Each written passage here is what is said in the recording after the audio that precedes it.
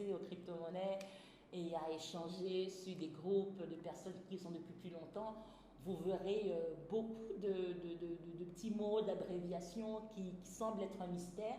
On va en évoquer quelques-unes aujourd'hui qui reviennent le plus souvent, mais il y en a plein d'autres et on en découvrira d'autres au fil des vidéos.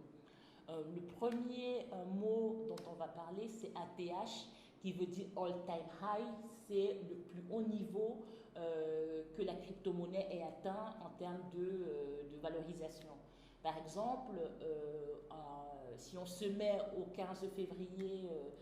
2021, le all-time high, le ATH de Bitcoin, c'est près de 50 000 dollars.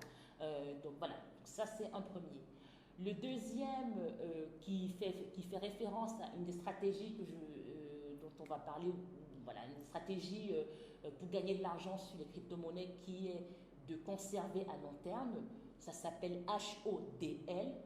Hold onto your life, ça veut dire conserve jusqu'au bout de ta vie et ça veut vraiment dire littéralement acheter pour conserver jusqu'à ce que le Bitcoin réalise le rêve, enfin en tout cas cette croissance exponentielle qu'on espère tous aller jusqu'à 500 000 dollars, 1 million le Bitcoin. Il y a un autre mot que vous devez apprendre par cœur et qui est très important quand vous voulez investir dans les crypto-monnaies nouvelles, c'est DYOR, Dior, DYOR,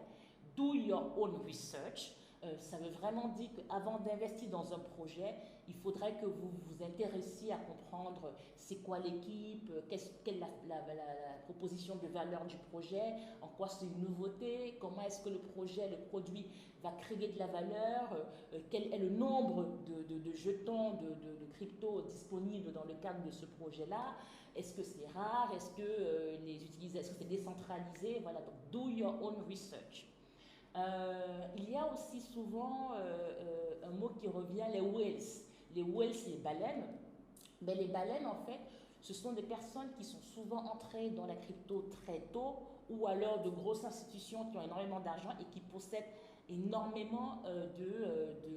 crypto-monnaies et qui peuvent faire bouger le marché. Donc, d'autant plus sur les petites cryptos qui n'ont pas beaucoup de liquidité, on a ces phénomènes qu'on appelle de pump and dump. Quand on fait un pump, ils pompent la monnaie, grâce au fait qu'ils disposent de beaucoup de monnaie, ils font comme si la monnaie était très demandée et après ils la dumpent, donc ils la balancent sur ceux qui n'en possèdent pas beaucoup et qui avaient l'illusion que la monnaie progressait en valeur et qui en achetaient plein. Et du coup, tout d'un coup, ces gens-là, ils font en sorte que le marché crache, vu qu'ils peuvent faire influencer le marché du fait de ce qu'ils possèdent déjà. Donc on appelle ça les baleines et j'introduis le pump and dump. On va rester là, on va apprendre de nouveaux mots au fur et à mesure, mais déjà soyez vigilants, all time high, hodl, donc conserver à longue durée, les baleines, le pump and dump, soyez surtout vigilants, pump and dump, ça existe beaucoup sur les petites crypto-monnaies, donc c'est pour ça que je vous déconseille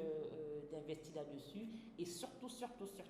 do your own research, c'est votre argent, c'est un sujet important, ne laissez pas votre argent être géré par des influenceurs ou X ou Y, faites votre propre recherche. Et si vous avez d'autres termes